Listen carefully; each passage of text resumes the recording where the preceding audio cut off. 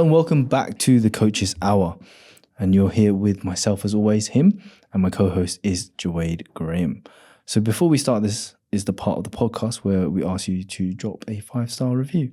Subscribe and tell your mum about this podcast. Why? Because we give away this stuff for free. And, you know, someone who develops these podcasts says that 5-star means it's good. And some other kind of shit that I'm not really too sure about. So if you enjoy it, please do all of those things or any one of those things.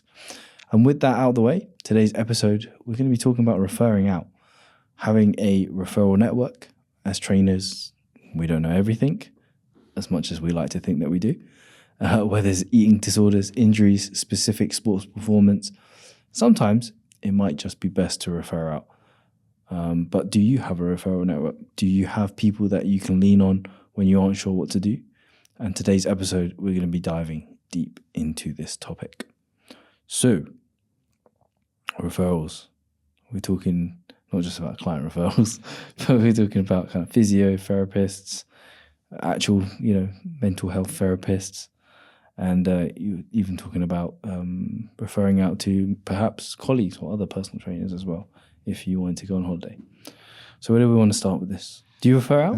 Yeah, all the time. Okay, and I think a lot of coaches are scared to refer out, and I've been in the past, which is why I say this, is because as coaches, we wear many hats. We're jack of all trades, master of none. And I think when you refer out, or at least when I did, it was like admitting that I don't know everything.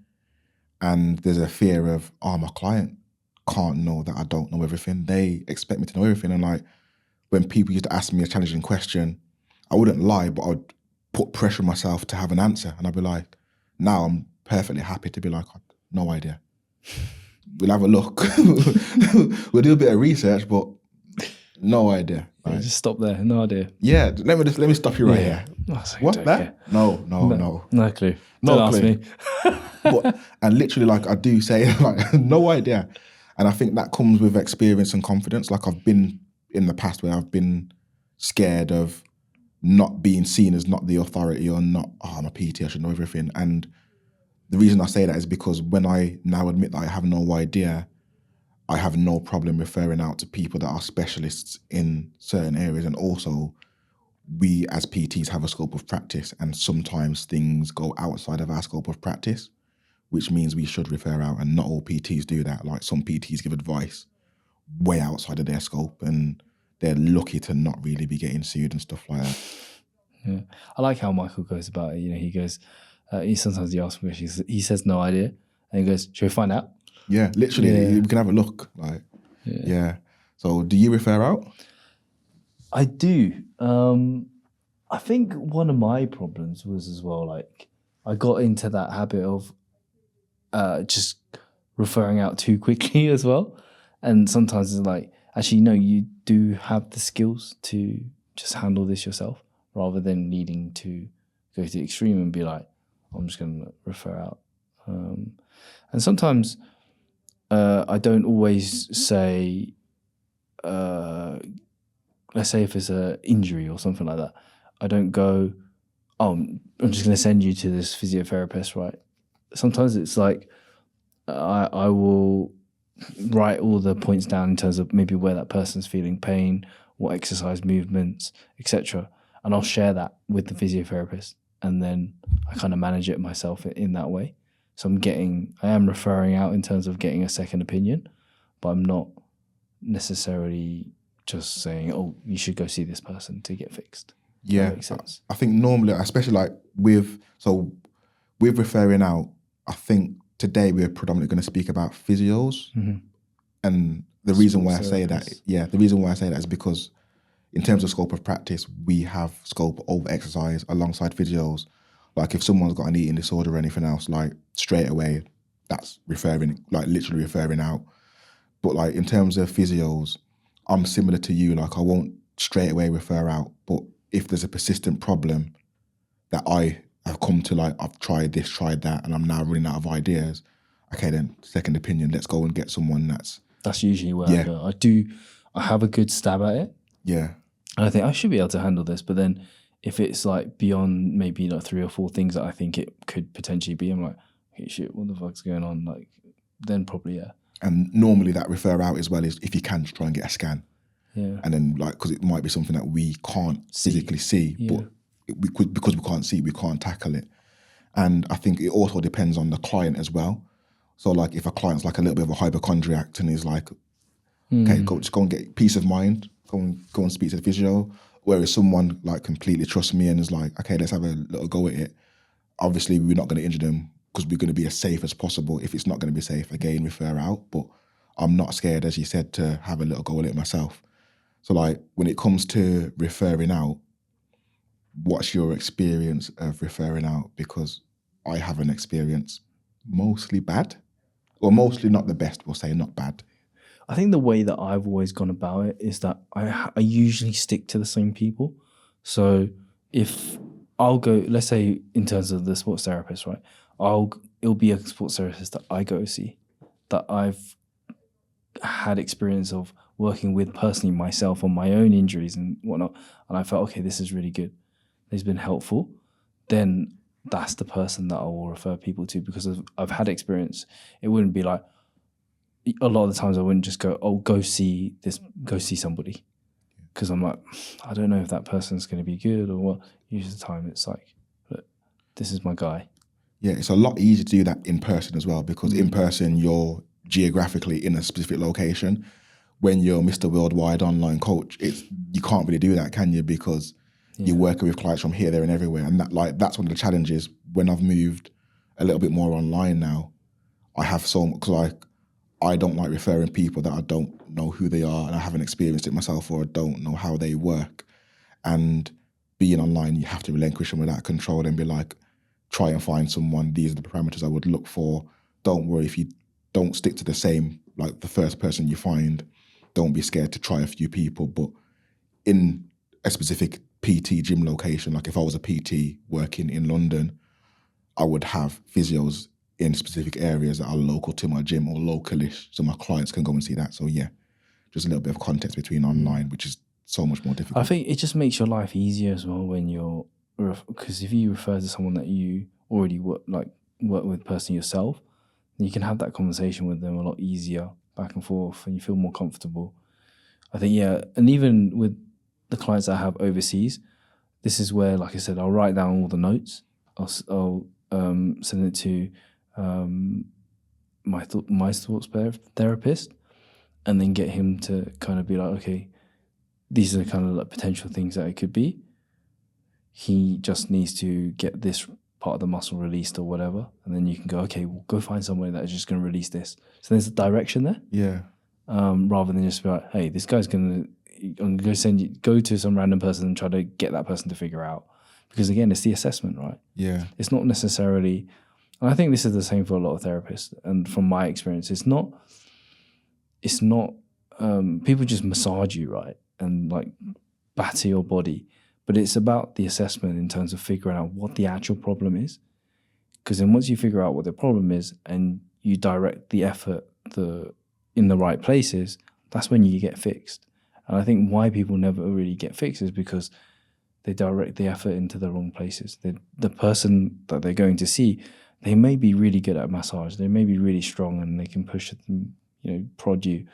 But if they don't know how to assess the body and what actually is the injury or the problem, it's very difficult. Like you're just pressing your body. Yeah.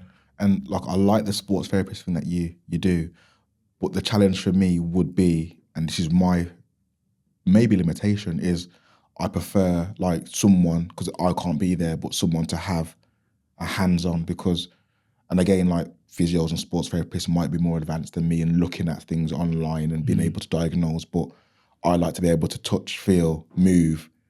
And if I can't do it, I would like someone that has done that. But again, like you need to have someone that's competent, which is the difficulty. But then to feed back and say, I've put his hip into whatever degree, 90 degrees of flexion and whatever degree of external rotation, that's where the little thing is. We need to work this. It's very difficult for someone to get that from an online assessment. Although people that are probably experienced for however many years probably can do a better job of it than me. That's a good thing. Ooh, so the guy that I always see, Jason, shout out Jason, Source Performance. Hang tight. Yeah, and so what he'll ask me, like, if he needs more context, he'll ask me like to maybe for a video put that person in that position. So let's say if he needs to know whether or not this person has that internal rotation, it's like, okay, well, let's get that client to do that themselves, right? Can you get a video of him doing this? So he gets a bit more context rather than just being like analyzing it from, 2 pictures or, Yeah. Just a guess of what's going on.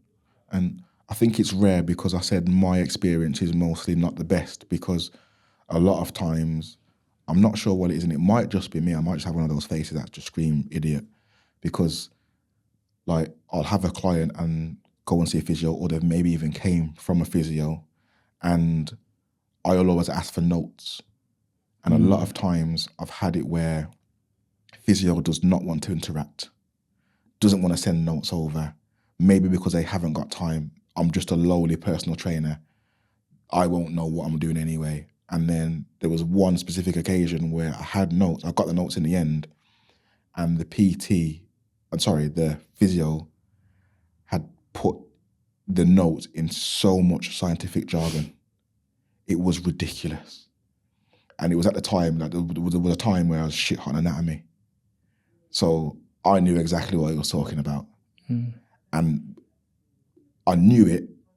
And as I was reading, I knew that he'd done it on purpose, because there was no need for the terminology he was using. I can't remember the exact terminology, but I just knew, like, you could have said shoulder, mate, or you could have said whatever it was. And I looked at my client, and remember, these notes were for my client as well. I said, do you understand any of this? No, none of it. It was basically Latin. And I sat down and I broke down, okay, and this is what he's saying, da-da-da. And when I walked out, I was like, that was just a dick measuring contest. Like, he's done that, or it might have been a shit, I don't even know who it was, but they've done that. Basically like, oh, you're asking for notes? Here, take these then, you're not going to, like, and I was like, well, yeah, I do understand them, but there was no need for that. And straight away, that relationship is like broken then, because what is a need? Like, the client's the most important thing in this scenario, whether you think I'm competent or not. If you think I'm not competent, give me notes in a way that I'll understand then. Don't think, I'll show that I've got the degree and this guy's just got a 12-week qualification. It's like, there's no need for it. Like, we can work together. And I've had a few experiences, like that was one of the more extremes, but I've had a few experiences where physios, it's very difficult to get information from them. So like I now have a tactic where I'm able to get the information I want. Should I share it? Go on, share it. It's holding us hostage of this information. Yeah, it's a Sabentia. So what I do now is, because you said you go back and forth with physios, I rarely do now. What I'll do is I'll speak to my client and I'll say, ask these questions. And because the physio has a duty of care to my client, they will normally, I've not had it would not work, they'll just give it in layman's terms, this, and this. And then after I've got the information, I'll say to the client, just tell him you're going to give it to your PT. Cool. And I will then send back, my PT says he's going to do X, Y, Z. Is this okay? And normally that's the thing that breaks the barrier down. It's like using the client as like a go-between. And I don't think it should be that way. I've had a few good experiences as well, but the majority is like not cooperative, not either trying to showcase their knowledge and whatever else. I'm just like, okay, then I'll bypass you. Speak to my client. My client will ask you questions. They are paying you or getting your service from the NHS. You owe them a duty of care. You'll speak in layman's terms to them and you'll give them the information I need. Cool. And that's largely what I do nowadays. Yeah, it's a good way, actually. I've always had some good experiences because I've only really worked with the people that I know. I've had some good experiences with it. It's usually helped, like in terms of that. I guess a lot of people, we were talking about clients as well, like people, I think a lot of coaches are maybe scared as well, where they where people try to kind of steal your client as well. So you're telling them, you're sending someone to a therapist, and they're like, oh, you shouldn't be doing this, or they're kind of like, You feel like you're going to lose a client because you've been doing it wrong. Because someone might say, oh, what's your programming like? Oh, he's making me do this in the gym. It's like, no, you shouldn't be doing this. That's wrong. It's making it worse or whatever. And kind of undermining you as a coach as well, right? Which I think that does happen as well. Yeah, and that's where like having an understanding of anatomy, like we come back to this stuff all the time as PTs. Like communication skills we spoke about before, like they are really important, and they're probably up there as well. But equally important is just being good at what you do. Like we have control over exercise, and I think I don't blame a lot of physios either for being arsey at first, but like because the industry as a whole, the standard is like quite low. But like I'm a good PT, you are a good PT, and I think a lot of times physios haven't dealt with good PTs. Like straight away, the PT asks for notes. They're like, oh, what do you want notes for? I'm not going to waste my time giving them in. Yeah, you won't understand them anyway. Yeah, you won't understand, exactly. And I think if we can demonstrate, because like there's been a few times where I've demonstrated value, like I've sent detailed, this is what we've tried. So give your physio this. Tell them this is what we've tried. This is what worked. We tried, we've had you in this exercise because of. And then the physio's like, I can't speak for the physio, but it seems like, oh, he knows what he's talking about. Okay, cool. We'll go back and forth. Mm-hmm. And I've had good relationships there, but it comes from a place of being confident that I'm not doing anything wrong. My thought process is justified because I've been able to explain it. So there's not been any idiotic exercises that have been done. And that allows me to feel confident that my client's not really going to go anywhere just because of, even if the physio doesn't agree with something I've done, they understand I didn't just put them on a Bosu ball because I want to test their balance. I've done it because there probably isn't any reason, but whatever the reason is. I just always think like what I would like is, even if I didn't know, like even like early on in my career, right, when I didn't know as much, it would be nice like if you refer someone out, like I've given you business, right? How about you help me out, and like you don't have to call me out and be like, oh, you shouldn't be doing that. Just drop me a message like, oh, the client said that they've been doing this, and actually that would maybe cause more injury, or it would do this. Maybe you should just try doing this. Like that would be such a useful message. And I think it depends though. Like I think I like to believe that most private physios would because they're paid for it. But if it's an NHS one, they'll probably run off their feet and they're really thinking, I'm not going to waste my time to message someone that, do you know what I mean? It's like, I understand it even though I don't agree with it, because like a lot of them will be overrun with cases, etc. And I think I do forgive them as well because, as I said, a lot of the industry like isn't up to scratch, and a lot of PTs do some dumb shit with their clients. So, how would you feel about like referring out mini referrals to other coaches when you're on holiday, stuff like that, when you're away? Have you ever done that?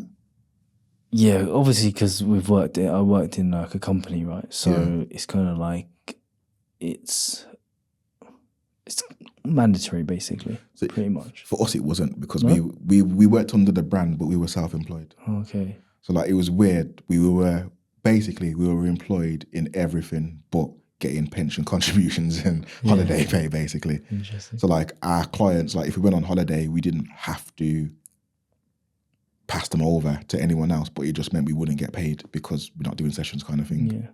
I know clients as well where they don't want to. Yeah. Like, because maybe they're really happy with your coaching and they don't want to coach for somebody else. That usually also has happened. But yeah, I have no issues with it. Like for me personally, I usually give it to someone that's maybe was my mate in the gym that I felt like, even if they weren't necessarily, you could say, as good as a coach as yourself, right? As long as you give enough instruction, I felt like it was okay. Yeah. And that was one of my big things, was like having my notes down and writing extra notes for PTs so that they can run the program the way it should be, right? Because, as a coach, you can get lazy, right? Because you know what you're doing. You know what you're doing. So you could write dumbbell press and that just means 15 degrees for me, always, right? Yeah. But as somebody else, it's like, okay, what does that dumbbell press look like? And that's why the details really matter. It's like, is it bilateral? Is it unilateral? Is it, are we doing pronated, supinated, neutral grip? Is it 15 degrees, 45 degrees? What are we trying to work here? So all those details become much more important when you're handing a client over. Yeah. And I think like for when I was in Nottingham at M10, like everyone used to and it was the first environment that I'd been in where everyone should hand over their clients. But the reason was because like no one was scared that they were going to lose their clients because everyone was a great coach. And also we could trust each other to do a great job with the clients that we're leaving or handing over to someone else. So it was always a win-win. But the reason why I asked the question is because a lot of PTs, like maybe in a gym group or a pure gym where like if you're the PT that you're the only one that's educating yourself, you're the only one that's trying to better yourself by listening to us speak now, you might not have the environment where you can trust someone to take over your clients. Or on the flip side of that, you might be scared because you know that you aren't up to scratch and the person you're going to hand your client over to might end up saying like, your client might be saying, I want to work with you. Like I've known PTs that have taken on clients for a short period of time and they've had to have an awkward conversation with either the client or the coach that sent them because the client's saying, I want to work with you now. And the coach is like, I can't because you're so-and-so's client. Or if the client's like, nah, I want to work with you, they have to have a conversation with the coach and say, listen, mate, your client wants to. And either way is not really good at all. Mm. So I think like, if you are scared of losing your clients, I think that's a you thing and like do better kind of thing. Because I've got no qualms, and I'm not the best PT in the whole world, by the way, but I've got no qualms in handing my client over to anybody because I've got the relationship with them. They know me more and I do a good job. Might not be the best, but I do a good job kind of thing. So if you have those two things, then you know you can't. I think for me, it's always been the biggest worry is whether or not you're going to be able to trust that person to cover your client. Are they going to do a good enough job? Yeah. Right. And that's difficult. Like obviously in an environment like UP or where I was, there's a standard of coaching there that means... Even then, you're going to have people that like, I'm going to trust my client with this person. And who I'm probably not UP was a bit different because was there a high turnover when you were there? And actually, no, there wasn't. There wasn't because we didn't hire that many people. Oh. No, we had a very tight team. It was only like as I was getting towards leaving, then there was a bit more of a higher turnover. Yeah, because I think like for me, if there was a high turnover, I'd probably like think a little bit then. But like where I was, we'd all been there like years, so we all knew.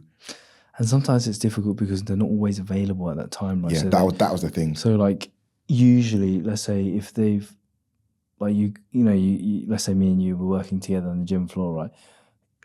And we're both there at 7 p.m. The client's going to know you, and it'll feel more comfortable to hand the client to you because you've got good rapport with that client already, right? But then the reason why you have that is because you're already on the gym floor at 7 p.m. Busy, yeah. Right, so you're busy already. So it's like it's difficult for you then to cover it, right? Unless the client is a bit more flexible for that week, right? And that was a little bit of the dilemma. Have you ever I've referred out to another coach, like completely your client now? Oh really? Yeah, I would do it again. I've done it a couple of times. There's one specific time where I wasn't getting the best from the client, more like of a personality thing, and the client, and it was weird because the client wasn't unhappy. He wanted to stay with me. And when I first broached, like, I think you should go and train with this person here, it was kind of felt like an orphan child. No, I swear, like, it was like, no, I'm good with you. Like, I'm good with you. And I was like, I didn't say it, but like, I knew that I couldn't really help him in the way that he wanted. And I was like, okay, just try it. We'll trial it. And then if it doesn't work, we can always carry on. Because I could help him in it. Like, it's not like I didn't have the skill set, but there was someone else that was a better option. And I was like, go on. It's better if I let you go. Please. And I let him go. And within, like, he got an amazing result. Oh, wow. Amazing result. And then, like, I think a few months later, he didn't ever say, like, I'm glad, but, like, I could tell. He didn't ever say, like, I want to come back. Didn't say hi to you ever again. Didn't say hi, just walked past me in the gym. But yeah, he was like, and he realised, like, okay, cool, I was right in, like, Do you think it was a bit of a like fuck you kind of? Nah. Yeah, He's giving me up. I'm gonna show you. I'm gonna get show you, Joanne. Nah, it was literally like genuinely, the other person was the better coach for him, and like it could have. I don't think it could have backfired because like I'm calculated and stuff that I do. Like I wouldn't have done it if I didn't know essentially that it would have happened. But those are the kind of things where make me think like I've got no fear. Like, and I think if I wasn't as secure in my own coaching, I would probably never have done that, because if I didn't get the result with him for whatever reason and then he goes somewhere else and gets a result, if I'm not confident, straight away, I must be the bad coach because I couldn't get a result with him, where it's no, I just didn't have the skill set. For whatever reason, I wasn't able to get through to him, and that is perfectly fine. And that comes from a place of confidence. And I think you have to have a level of confidence as a PT to be able to do that, because as I said, like, the insecurity could have been there to be like, shit, he's gone and got a result and I didn't do that. Like, what's wrong with my coaching? So sometimes it's just a personality thing. Isn't it? Yeah, exactly. And like, as PTs, we think we can help everyone. And don't get me wrong, we probably should try. And in the early days, we'd try and help everyone. But as you get a little bit older and more experienced, you can kind of tell personality types within maybe a couple of conversations or at least a couple of sessions where it's like, it's not going to work. There has been a couple of times where I've thought it's not going to work and it's absolutely worked perfectly. And there has been a couple of times where I'm like, it's going to work and it just hasn't. But now, rather than flog a dead horse, if I know someone else that is a better fit, I will say, go and train over there. And it's like with the best intentions, and because I know that other PT will take care of him as well. And I think just as much as we should have a network of physios, I believe as coaches, we should have a network. Like if you were still in person and someone messaged me in London, can I do online? And they've got an injury, online's not the best for you. I've got a guy. Where do you live? Okay, get a call, reach out to him. We should have a network of other coaches that we feel able to like, okay, cool, you need a bit of in-person care. I can't take you online. Go to him. Yeah. I definitely agree. I think that's good. I think the only time I've ever done that is I kind of like give clients away almost, you could say, is when I left Singapore. So obviously there's certain clients I can... Come on with me. Yeah, can't train them, right? Pack a bag. So I refer them on to other clients. Or even actually when I was leaving the UK to Singapore, I gave my client to somebody else that I felt like maybe could do the job. None of those really worked out too well. And that's what I mean, because like sometimes, sadly, like if I'd had a bad experience the first time I did it, I've never might have done it again. But because like I've always had positive experience, but again, like you was enforced because you were leaving, whereas like mine, I had the choice. So there was no urgency for me to do that, which meant I could probably vet it a little bit more and like make sure it's the right fit. Yeah, because I don't think any of those. I mean, it's been a long time, but I don't think any of those clients kind of stayed longer than, what they needed to. Yeah. Cool. So is there anything else you want to speak about in terms of referring out? The last thing as well, I've just got on my notes here, is like, because we spoke about physios, we just spoke about other coaches and networks. Like if you're an in-person PT, it's a lot easier. Like if you have a network where you can create a package. So like, and this might mean you have to work in a facility that is a little bit more premium, that attracts clients with a little bit more money. Because if you can, we've got a dietitian on board, I'll take care of your personal training. Yeah. We've got a sports therapist, we've got a masseuse, we've got a physio. And as a team, a collective, we will take care of your needs. It's powerful. That might be like, that's a really good selling point. But again, like, it's going to be difficult to do that from a pure gym because there isn't that available. Yeah, right? It's not available. Yeah. And the last thing I'm going to say as well is, in terms of, it's happened to me, one of the reasons why I don't refer out is the fear that, or haven't in the past even, I do now, that the client can only afford me or the therapist, me or the physio. Me or Ozempic. Yeah. I've had someone leave me for Ozempic. It didn't work out well for them. But like, there's a fear there of like, especially because personal training isn't cheap, there's a fear of, I can't refer out because I don't know whether my client can afford it. And now, normally, client can afford both, like if they adjust it. But if someone needs to go and speak to a therapist to get their head sorted, go and do that first and come back. Sometimes they come back, sometimes they don't, but it's the best for them. Go and speak to a dietitian, come back. Go and get a physio consultation, come back. I'm not scared to let somebody go to do what they need to do, because me flogging it isn't going to work. They need to go and sort whatever the issue out. And if they can't afford both. Yeah, you just got to do whatever's best for the client. And sometimes, if you feel like it's better for him to, spend the money there, then...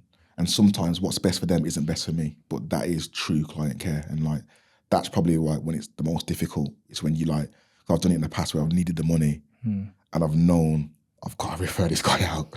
And it's like, okay, cool. And if you come back, but go and get yourself sorted. Yeah.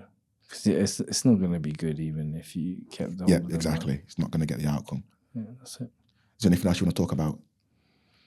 Oh, man. I think that was pretty good. I'm referring out. Yeah, we've referred this pod out now. Referring out to the editor. We're out. That's a wrap.